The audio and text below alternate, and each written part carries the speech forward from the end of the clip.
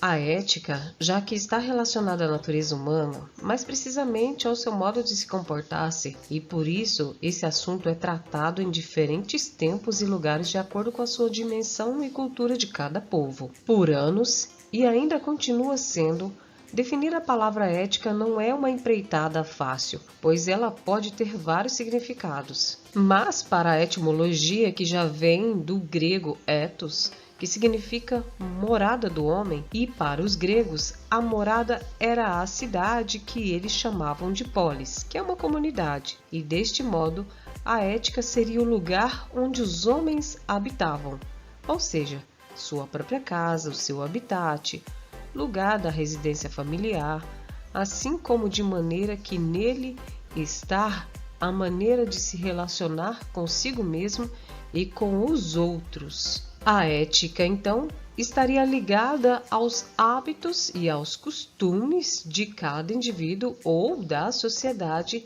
e de como ela se comporta em um determinado lugar e em um determinado período histórico. Pode-se definir a ética como uma reflexão sobre regras, leis, modo de ser, caráter, costumes e valores de uma sociedade. O campo da ética abre margem para relatividades referentes a formas com que a cultura e a história de uma pessoa pode resultar em determinados tipos de comportamento, o que tende a gerar dilemas éticos. E, por isso, determinar o que é socialmente aceito em determinados locais ou região não necessariamente será considerado adequado em outro. E é por conta disso que sabe-se que a cultura de um indivíduo está relacionada aos seus conhecimentos a respeito do mundo que o cerca, que envolve as suas crenças, os seus valores e os seus costumes. E é através desta mesma forma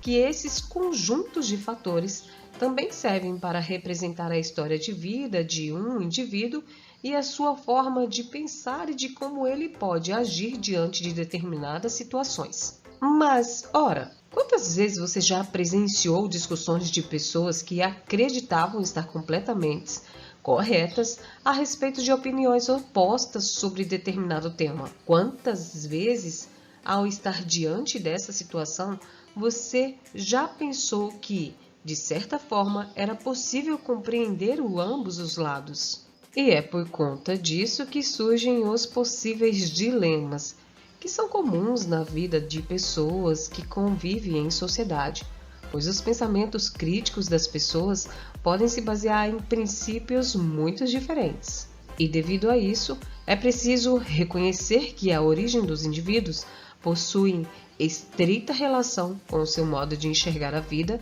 e, para evitar possíveis conflitos, é sempre importante o exercício de se colocar no lugar do outro. Levando isso para o âmbito do trabalho, muitos dilemas éticos podem ocorrer no dia a dia, seja por conta da cultura e da história da vida de cada colaborador ou pelas diferenças entre cultura organizacional de diferentes empresas. Mas com isso também podem existir casos que existam determinados dilemas éticos que podem ser comuns a diferentes ambientes, mesmo que o contexto envolvido seja diferente. Perceba esse exemplo. Ao presenciar um colega cometendo uma atitude antiética, devo realizar uma denúncia à empresa? Outro exemplo. É ético ser pragmático no alcance das metas, minimizando a importância de seguir os códigos de conduta da organização?